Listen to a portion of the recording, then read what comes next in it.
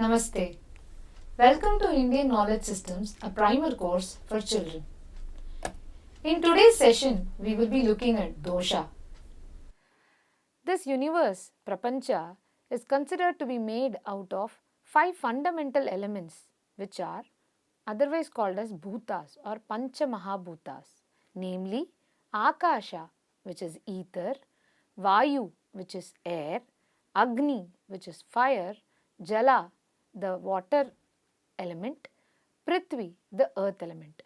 These Pancha Mahabhutas are also called as Karana Dravyas. The universe is a manifestation of multiple diverse combinations of these 5 fundamental elements. And these 5 fundamental elements cannot be destroyed further or divided further.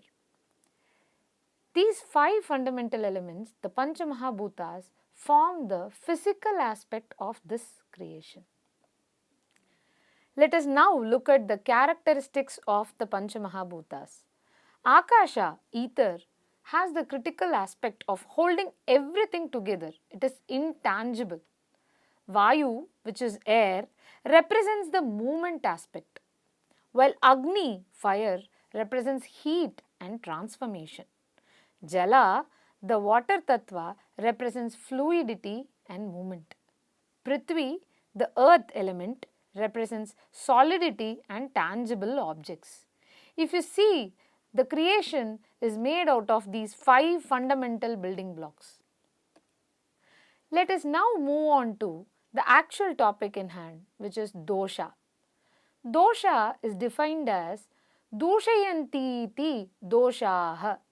A substance that is capable of vitiating is called a dosha.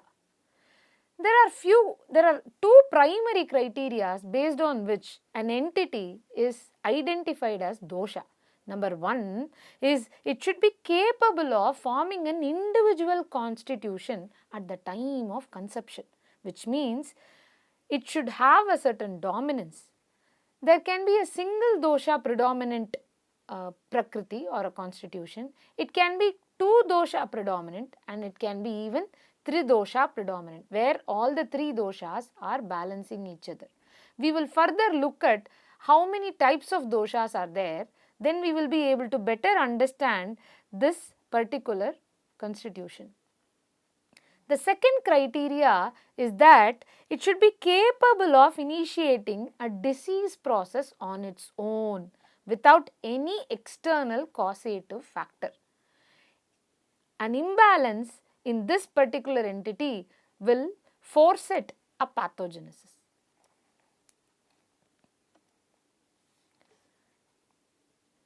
Dosha as a term literally means fault, impurity or mistake, but it's sort of quite inadequate in this particular context. When you see dosha, it also represents a certain physiological entity. As long as doshas are in normal quantity and quality, they maintain a harmonious psychophysiology. What does that mean? Both the psychological aspect and the physiological aspect. Physiological aspect means the biological systems, the functions that are involved in the various biological systems, such as respiratory system, organ system, circulatory system. All these functions and their structures are called as physiology. So, both the psychological and the physiological aspects are harmonious if the doshas are found to be in normal quantity and quality. When they go out of balance, they obstruct and they corrupt the bodily tissues.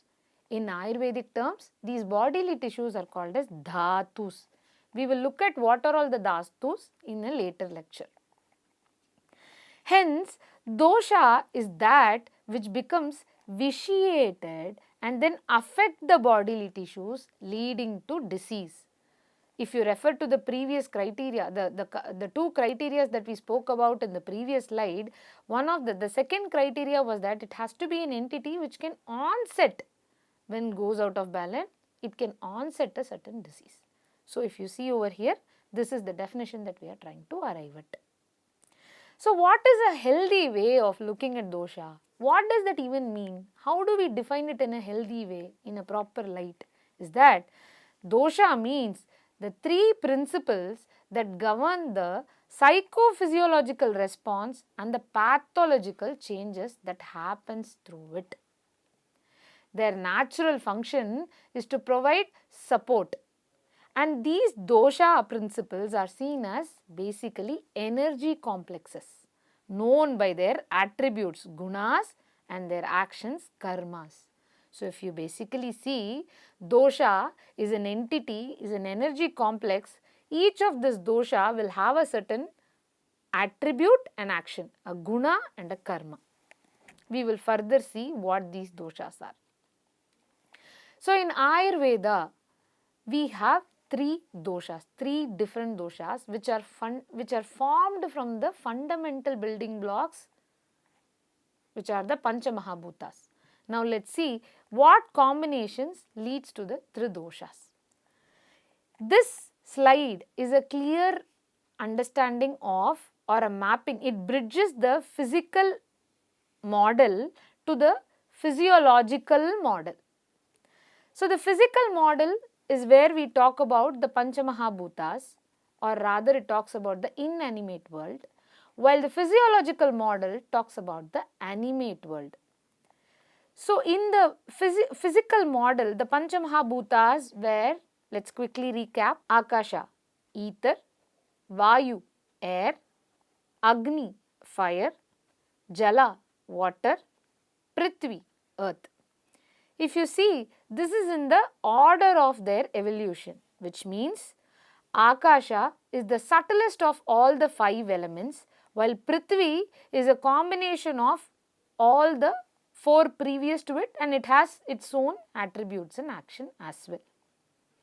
So these five physical elements combine in various form to build the Tridosha model, which is the physiological aspect.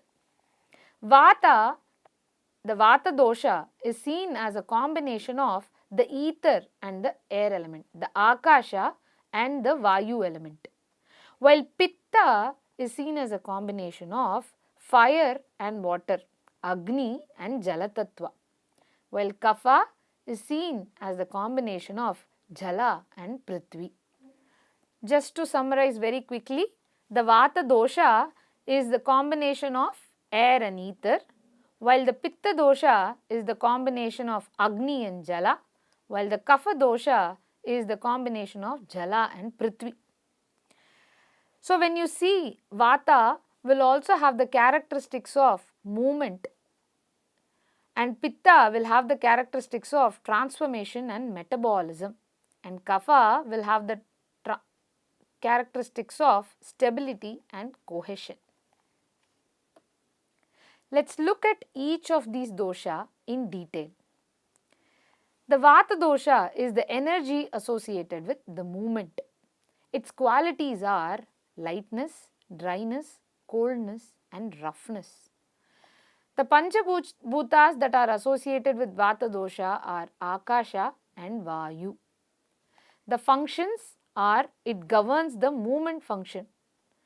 In the body, the breathing, circulation, elimination and nerve impulses are managed by Vata dosha. In the mind, thoughts, emotions and sensory experiences are managed and affected by Vata dosha.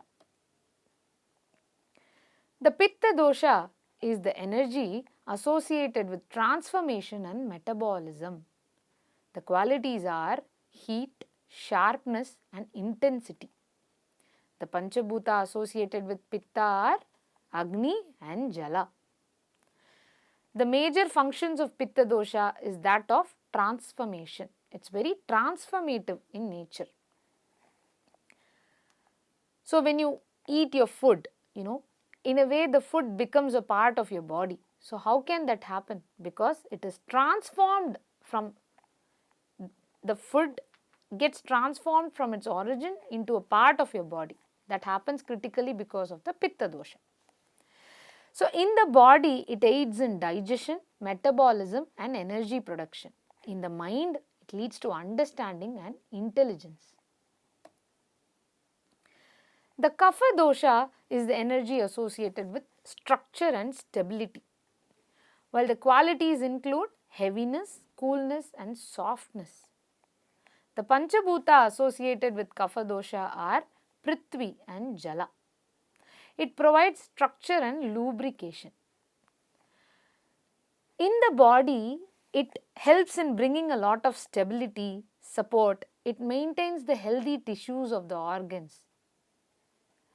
In the mind, it invokes emotions such as love, forgiveness and compassion.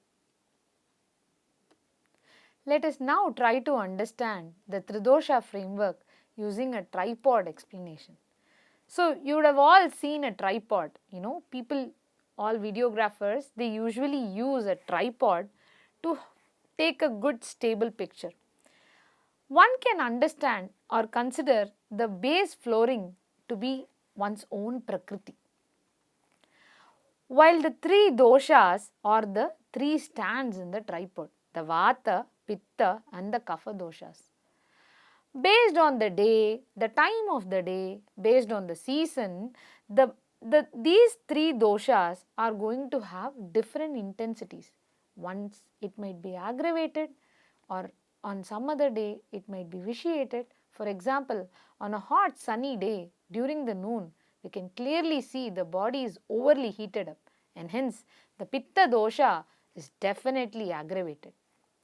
But during the winter season, one can also understand the kapha dosha is quite aggravated. So that said,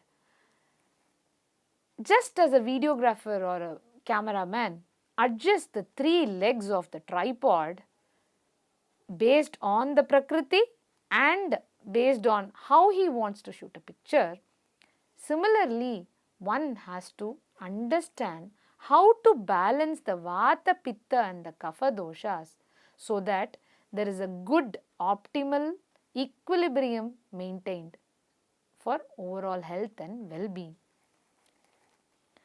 So, you can also understand it by saying that if the pitta dosha is very high, say on a sunny day, then you would drink something which is cold. That is, you are sort of, bringing the kapha dosha a little higher to balance out the pitta dosha. Something similar to the legs in the tripod. Overall, there are 62 combinations of dosha imbalances that leads to diseases.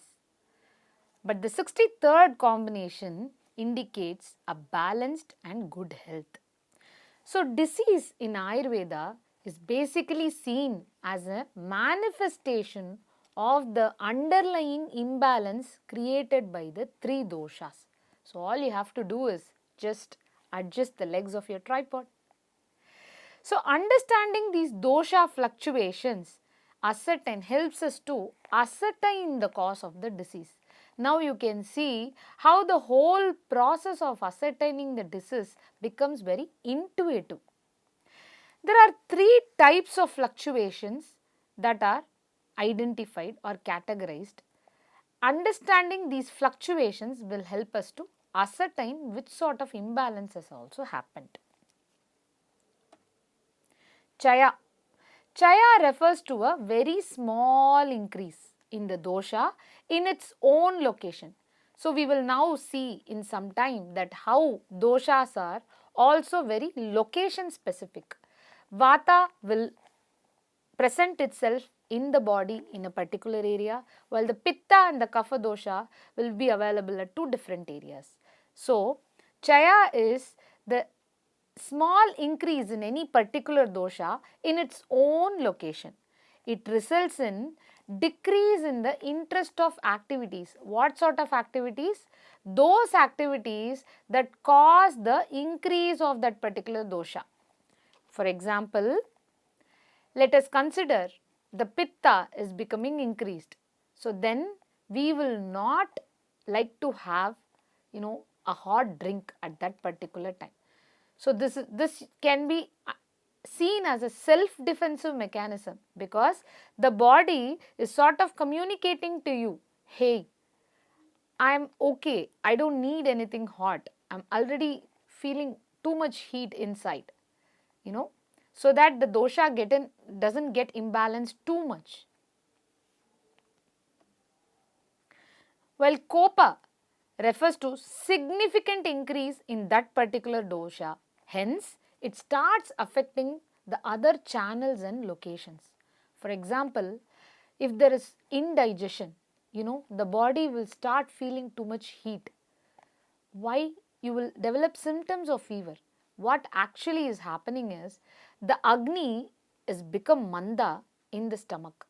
The Manda Agni causes the digestive fire or the heat to get transmitted through the shrotas or the channels to other parts of the body, and hence that is a Kopa variation or Prakopa variation, fluctuation in the dosha imbalance. The symptoms are the disease, it starts to manifest. So, fever is a critical symptom of indigestion. Shama. Shama represents the decrease of the dosha. What we are saying here is the dosha that got imbalanced, it is decreasing and it is coming back to its balance. That is called as Shama. Indicates return to normalcy and balanced state. These are the three types of fluctuations that can happen when there is an imbalance of the dosha. There are certain factors that influence these dosha fluctuations also. One is that when the dosha is very less involved, it is called Hina dosha, or whether there is a wrong involvement, then it is Mithya, or if it is overindulgence or excessive, then it is called Ati.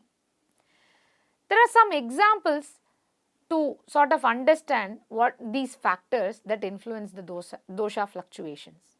One is Ati Yoga of Kala, means when there is excessive rain during the rainy season. That's called as Ati Yoga of Kala. Hina Yoga of sense organ. So, when you are in very dim lit room, it's very hard for your eyes to understand, perceive objects. So, that's called Hina Yoga of the sense organs.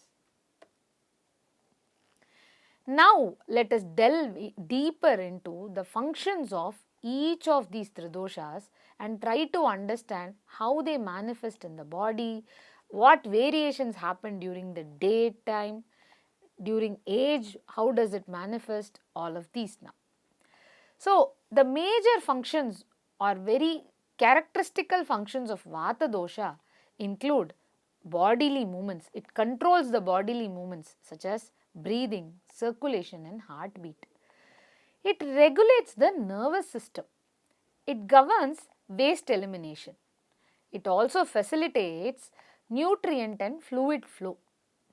It promotes creativity and mental flexibility. And overall, it also controls the speech and expression. I know it sounds like a list of things that the Vata dosha do, but how do we intuitively understand why should Vata dosha be doing all of this? If you see, for example, speech and expression, it's a form of movement. The aspect of the guna and the karma of Vata dosha is that of movement, bodily movements. So, speech is the movement of, let's say, the Vayu Tattva from your throat, from your lung to through your mouth. So, that's why it controls the speech and expression.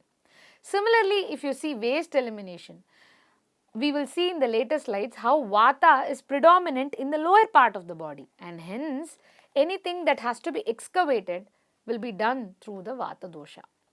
And hence any imbalance in the Vata dosha leads to constipation or irregular waste elimination. So, effects of Vata imbalance. What happens if Vata becomes increased? Then it causes emaciation, tremors, constipation, loss of strength, sensory issues and delusion. At the same time, decreased Vata causes debility, limited speech, loss of consciousness and increased kapha symptoms.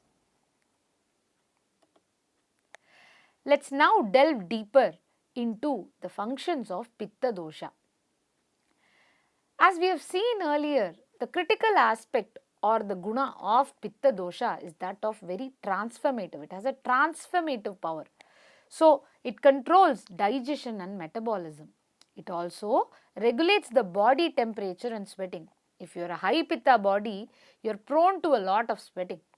You are also prone to a lot of skin dryness and things. It governs the hormonal balance. It promotes mental clarity and focus. It also controls the detoxification processes. Overall, it maintains a healthy eyesight and skin complexion. One can easily understand a high pitta person is prone to be a hothead. They get very angry very easily. But they are also very courageous and very assertive. So, what are all the pitta imbalance effects? When there is an increased pitta, there is yellow discoloration, excessive hunger and thirst, there definitely is burning sensation and limited sleep. We just cannot rest down the body. But if there is decreased pitta, like we mentioned earlier, when the agni in the stomach, which is the pitta, which has the quality of pitta, when the agni becomes manda, indigestion happens. The digestion is very weak. It also leads to coldness and lack of lustre. Looking at the detailed functions of kapha dosha, like we mentioned earlier, it provides for the structure and stability. It lubricates the bodily tissues. It maintains immunity and resistance. People with kapha prakriti are known to be emotionally stable and very calm. It governs tissue formation such as muscle and fat. It also regulates the water balance and fluid levels in the body. If kapha gets imbalanced, if there is an increased kapha quotient, then there is weak digestion. Why? Because kapha is usually very heavy and hence the digestion becomes slower. There is excessive salivation, heaviness, coldness, asthma and excessive sleep. Because the body becomes very heavy and you just tend to sleep a lot. While there is decreased kapha, it causes delusion, feeling of emptiness, palpitations and looseness of the joints. Let us now see where these doshas are located. If you look at vata, like I mentioned earlier, vata is majorly located in the lower part of the body. Below the navel, large intestine, waist, bones, skin, ear, all of this are the dosha sthana of vata. For pitta, it is between the heart and the navel. So, stomach, sweat, blood, plasma and eye, all of these are pitta sthana. But that of kapha is that of above the heart, that is chest, throat, head and plasma and the nose. That's why you get jala dosha. In southern India, when you catch a cold, they call it as jala dosha because the kapha in the nose gets imbalanced. Similarly, if you have a heavy head, they usually say you have developed sinuses because there is an increased kapha here in the head, which is also the kapha sthana. Have you ever observed the nose which gets blocked when you wake up in the morning? Any morning, usually. And when you just sail through the day, it automatically vanishes off. The same thing happens, with grandparents. They usually develop a lot of body aches and pains, especially in the joints and limbs. Your younger sibling, you can see they catch cold so often, especially this happens very often in kindergartens. This shows that the doshas gets imbalanced. They vary with age, the time of the day and even the diet. Let us now look at how these tridoshas vary based on these parameters of age, time and diet. So, what impact do the tridoshas have on age? Usually when you are younger, let's say beneath 12 years, the prakriti is that of kapha, meaning during childhood, the focus is on growth and development. The body tends to grow a lot and develop and hence they are kapha dominant. That's why young children catch cold very often because it gets imbalanced easily.